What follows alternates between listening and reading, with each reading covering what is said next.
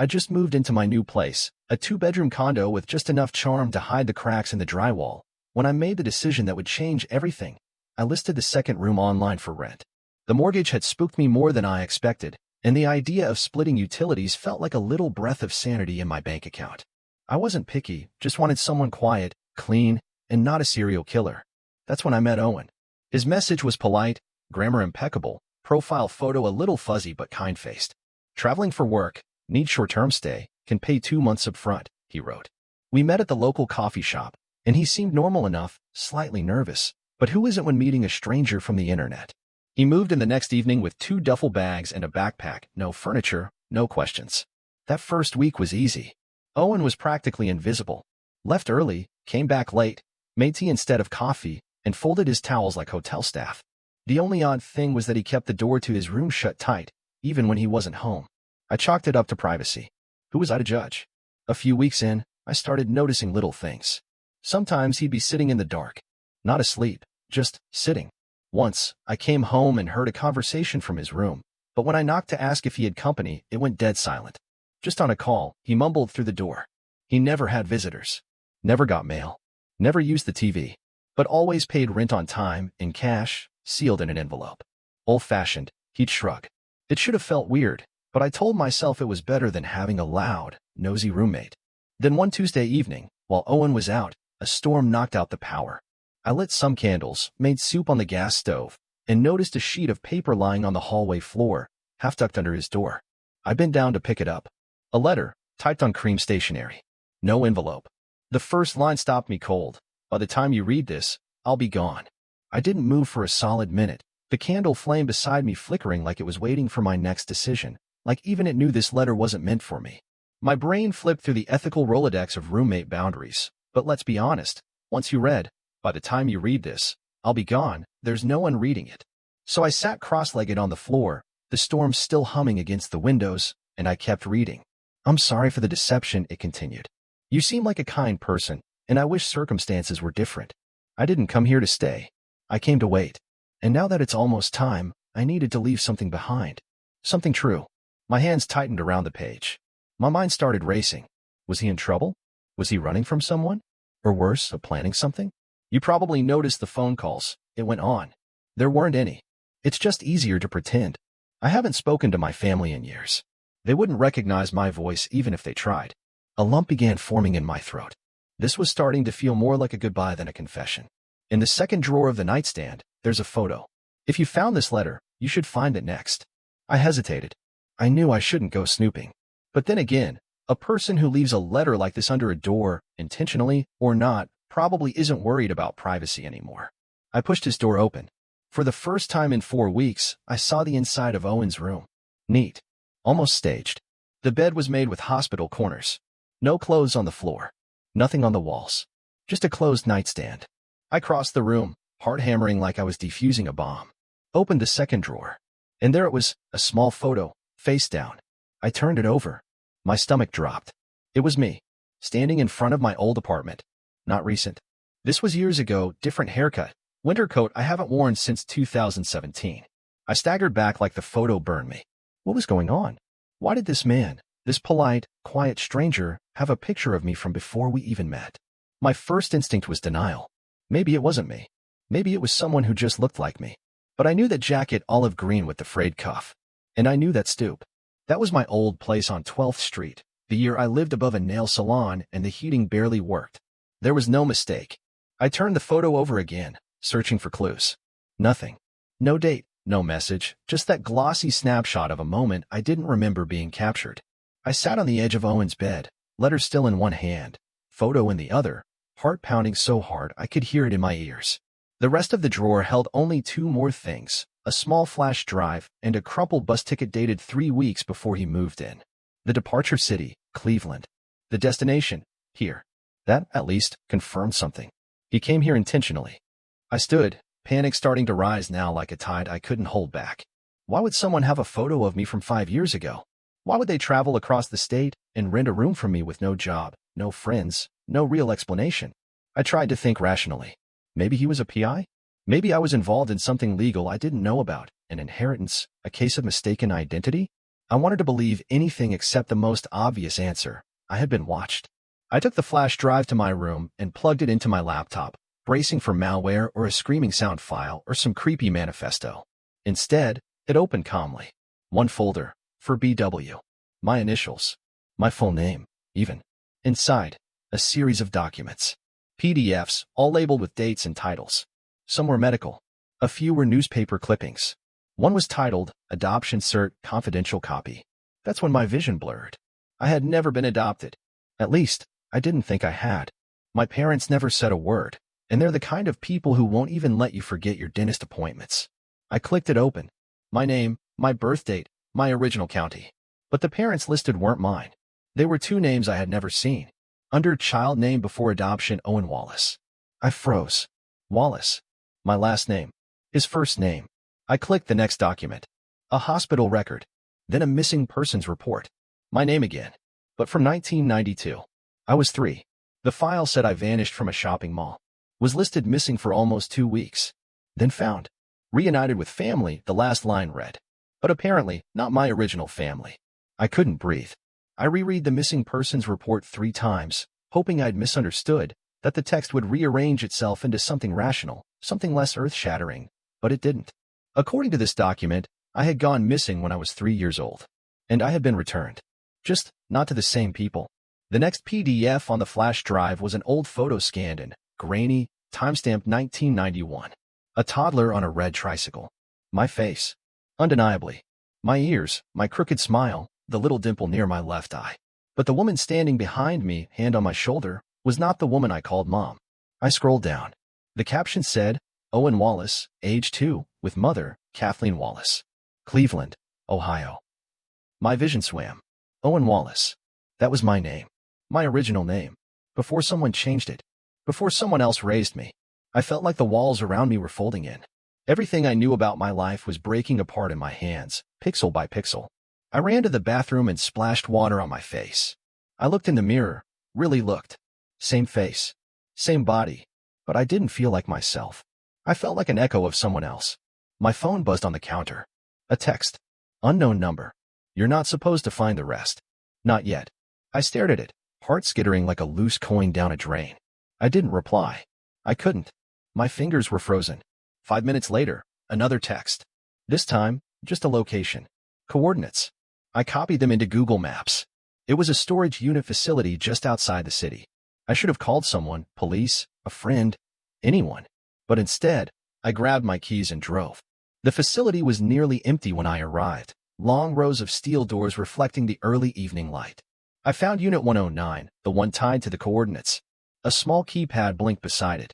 No lock, just numbers. I tried my birth date. Nothing. I tried Owen Wallace's birth date from the adoption file. The light turned green. The door rolled up slowly, screeching as it revealed a single object in the middle of the unit, a wooden toy chest. Dusty. Scratched. And carved into the front, OW, my initials. My first initials. I dropped to my knees in front of it, afraid of what I'd find inside. And even more afraid of what I wouldn't. The chest creaked as I opened it, every inch of that slow lift screaming like it knew what was about to come spilling out. Inside was a collection of childhood remnants, some familiar, most not. A threadbare stuffed dog with a chewed ear. A tiny pair of red sneakers with untied laces.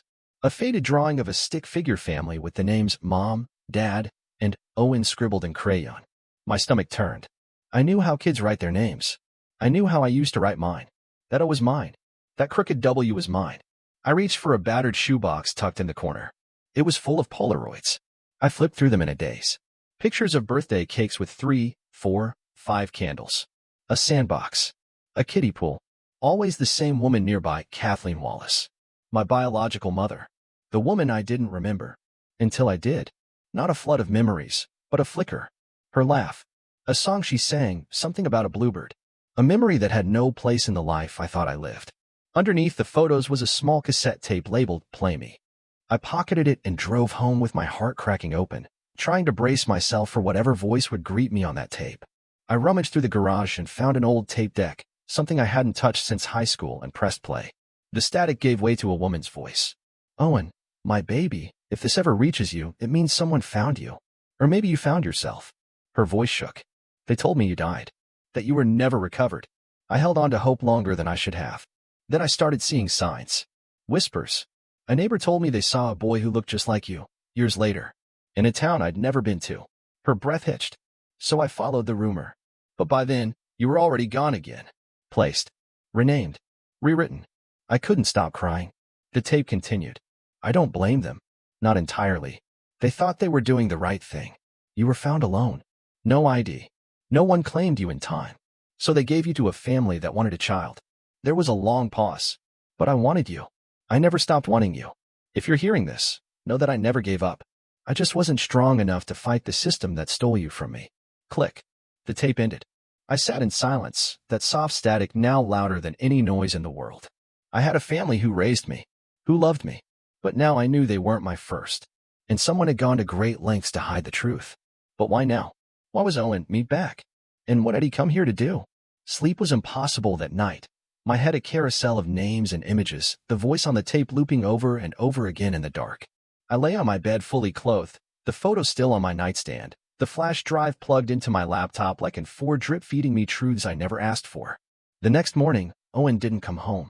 His room was untouched. Bed still made. Closet still mostly empty.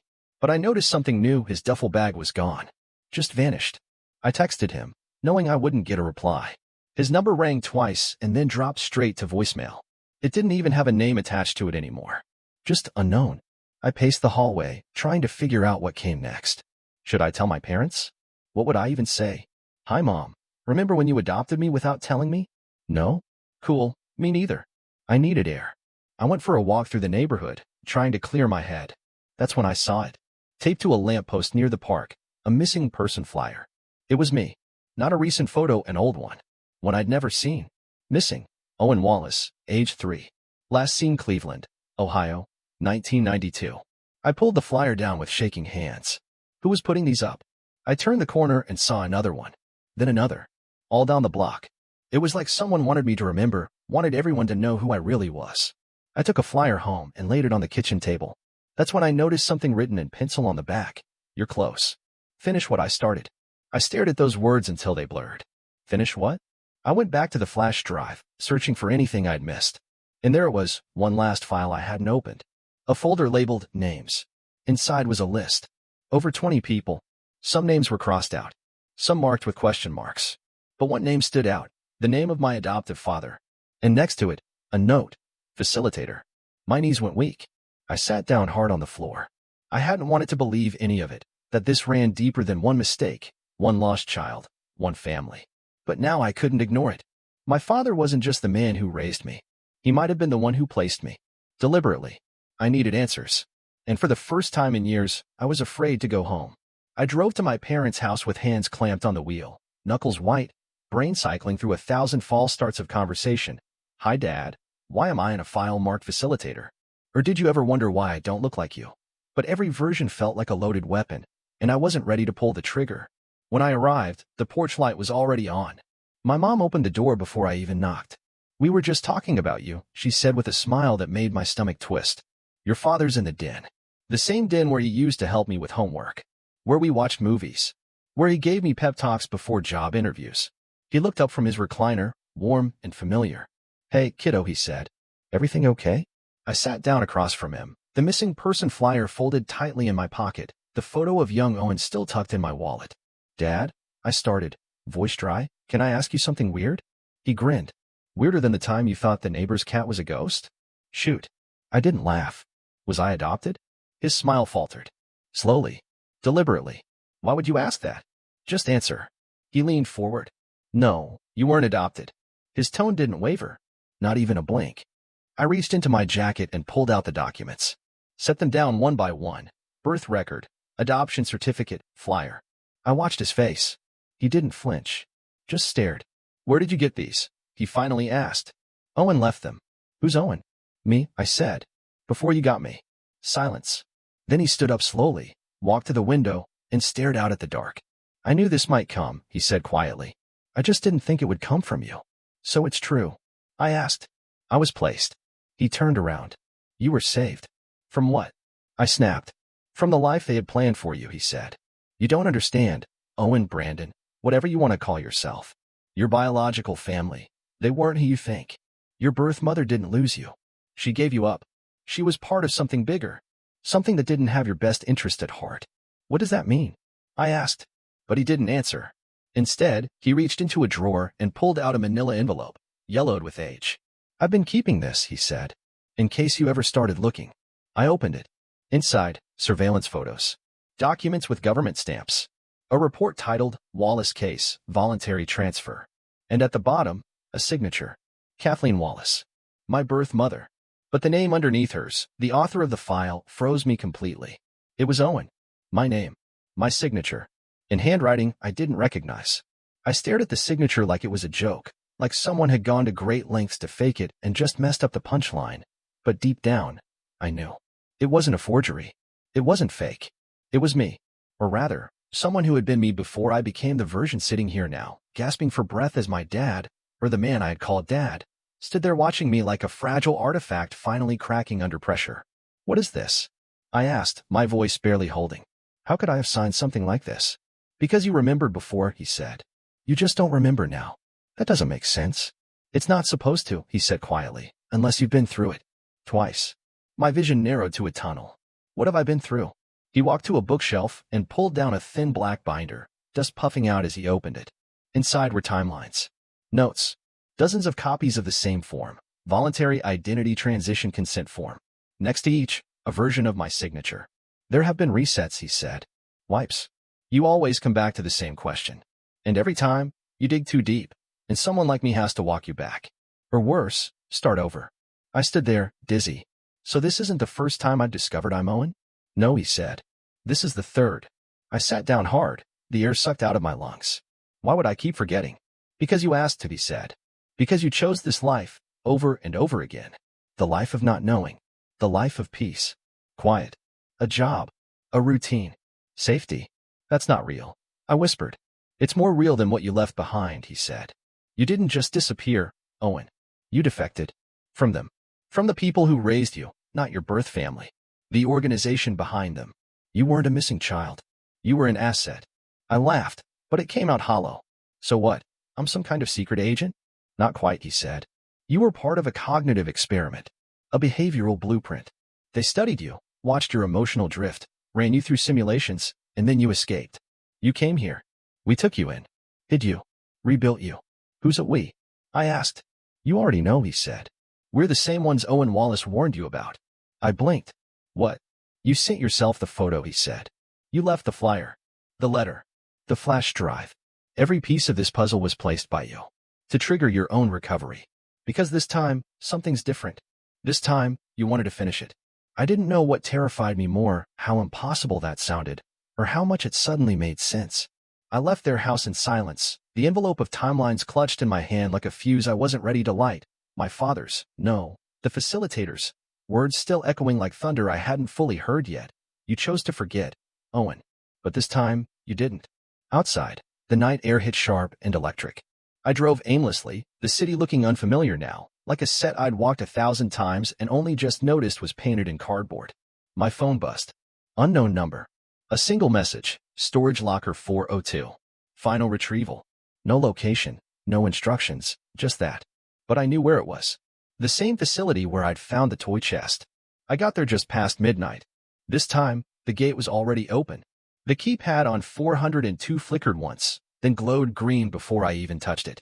Inside was a metal case. Locked. On top of it, a note in my own handwriting. If you've made it here, the loop is broken. My fingers trembled. I opened the case. Inside was a hard drive. And a mirror. Nothing else. Just that. I lifted the mirror. My face stared back, but not quite. My expression felt older, more knowing. I looked ready. I plugged the hard drive into my laptop back at home. It booted on its own. A video started playing. Me, same clothes, same room, speaking directly to the camera. If you're watching this, congratulations. You remembered enough. This is your last reset. No more do-overs. The version of me on screen looked calm. Certain. You chose to fragment the truth each time to protect the mission. Not from them. From yourself. Because you couldn't trust how far you'd go if you remembered everything all at once. He leaned forward. But this time, you didn't stop. You left breadcrumbs. You endured the loop. You found yourself. I couldn't breathe. There's one more thing, he continued. One more memory we locked away, so deep, it only unlocks when everything else is in place. He held up a coin. Look in the back of the closet. Under the floorboard. I ran. I pried up the boards. There it was, a small metal box. I opened it. Inside, a coin, like he said, and a thin strip of paper with one line typed neatly on it. You are not the original. I stared. Blinked. The floor tilted. Then I saw it. On the back of the coin, a date. My birthday. But not mine. It was 1 year before I was born. I ran back to the video. My other self smiled sadly. You weren't the first Owen Wallace. You're a construct. A final replication. The others failed. But you didn't. You finished the loop. You're the clean slate they always wanted. But now, you can choose. I felt the blood drain from my face. Choose what? The screen flickered. Then one word. Override. I stared at the word, override. Like it was a trap. Like maybe if I blinked, it would vanish and leave me in peace. Let me crawl back into ignorance where everything was safe and quiet and unshattered. But the choice was real. I could feel it in my chest, in my jaw, in the hum of the hard drive spinning like a tiny mechanical heartbeat. This wasn't just a button. It was a detonator. I moved the mouse. The cursor hovered over yes. I hesitated. If I clicked, what would happen? Would I lose myself again, or would I finally become myself? Behind me, the mirror I'd taken from the locker sat propped against the wall. I glanced at it. My reflection didn't match me. Not exactly. It blinked before I did. I spun around. Nothing. The mirror was still, but the illusion had already cracked. I knew now. I wasn't just watching myself. I was being watched by myself, or by a version of me that hadn't chosen this path. The program, the resets, the layered memories. It all came rushing back in fragmented shards, being taken from my real family, trained, recoded, tested for compliance, for creativity, for emotional boundaries. I remembered crying in a room with one-way glass. Remembered the first reset, the panic, the blank spaces they told me to call dreams. I remembered walking through the same doors over and over. Being Owen, being Brandon, being no one, and always forgetting. Until now. I clicked yes. The screen went black. For a moment, I thought it had all just ended. But then a series of windows opened, command lines, access logs, internal system maps labeled with eerie precision, cognitive subject files, Wallace series, simulated outcome loops, failed variants, recovered memory queue, unlocked. My name appeared at the top, Wallace_009, final. A message blinked in red, full access restored. Subject autonomy, 100%. I sat frozen. I wasn't just a participant in this story. I was the last of many. The version that finally endured. The backup plan that worked. My memories weren't dreams, they were downloads. Trials. Every Owen before me had collapsed under the pressure. I was the first to ask the right questions in the right order. The first to override. Behind the interface, a final video began to load. Original archive footage. Wallace_001. I clicked. A home video. A toddler in a field. A woman laughing. Real. Unedited. My beginning. The real one. Not the one they built. As it played, a new prompt appeared. Shall we begin phase 2? The screen dimmed and blinked twice, as if waiting for me to catch up. Not just physically, but emotionally, spiritually, mentally, in whatever dimension I now seemed to occupy where past lives bled into present truth. Phase 2. The words were simple, yet the weight behind them was enormous. I sat there, watching the home video loop. Me, or the original me, running barefoot in a sunlit field, a golden retriever yapping behind, a woman's laugh, the same laugh from the cassette tape, floating in and out of static. Kathleen Wallace. My mother. Not theoretical anymore. Not a name on paper. She was real. And now, so was I? Finally. Fully. But then came the question, what did phase 2 mean? There was no instruction. No manual. Just a blinking cursor beneath the question, waiting for input. Shall we begin? I typed, what is phase 2? The screen paused. Then a line typed itself slowly. Reintegration. A second line followed. System error corrected. Subject no longer fragmented. A beat. Then, ready to re-enter with full awareness? I hesitated. Re-enter what? My life? A life? The simulation I was supposedly in? Or was this just a return to the fabricated piece they'd once offered, only this time, with eyes open?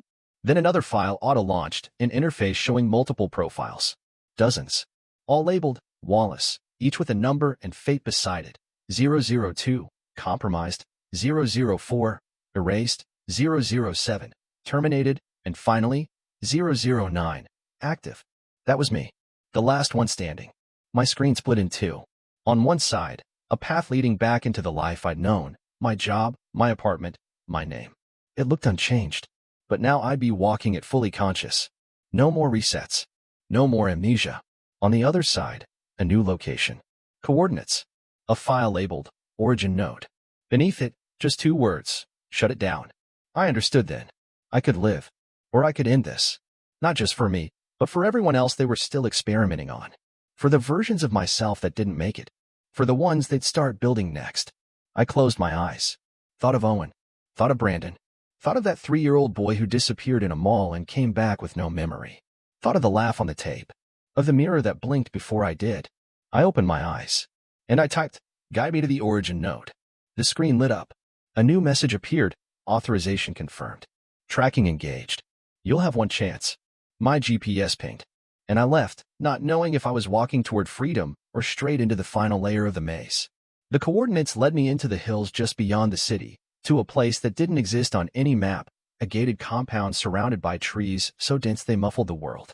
The sign read, River Pines Forestry Center, but I knew that was a lie. The gate was already open, like it had been expecting me. I drove in slowly, past abandoned guard shacks and utility sheds, until I reached a concrete building embedded into the hillside. It looked like a storm shelter. Or a vault. I stepped out, holding the flash drive like a totem. The air smelled like pine and wet cement. My phone buzzed once. Final node detected. A steel door slid open as I approached. Inside, sterile lights. A long hallway. The deeper I walked, the colder it got, like the temperature dropped with every step toward the truth. I reached a circular room at the end. Empty except for a single terminal and something that looked like a chair, but wasn't. It was wired. Medical. Designed for control, not comfort. On the screen, insert drive. I did. The system whirred to life, lines of code racing by. Then came the last prompt, reboot entire sequence. I stood there, one hand on the terminal, the other trembling at my side. I could erase it all. The loops. The false starts. The simulations. The Owen Wallaces before me and the ones they hadn't yet created. I could pull the plug. Last chance. The screen blinked. Yes/no. But just as I moved the cursor toward yes, I heard something behind me. A breath. I turned. A boy stood in the doorway. No older than 6. Holding a stuffed dog with one chewed ear. My dog. From the toy chest. He looked up at me and smiled. "Are you me?" he asked. My knees buckled. He was a backup. Another version. They were already starting again. I knelt in front of him. "Do you know where you are?" He nodded. "They said you'd come. They said if you shut it down, we don't wake up." I swallowed. "Do you want to wake up?" He didn't answer. Just hugged the stuffed dog tighter. I stood and faced the terminal again, heartbreaking. I thought I'd been saving myself. But this wasn't just about me anymore. It never was. It was about what we leave behind and who gets to remember. My hand hovered over the keys. I didn't click yes. I didn't click no. I unplugged the drive and walked out, the boy's hand in mine. As we stepped into the dawn light, the doors sealed shut behind us. Forever.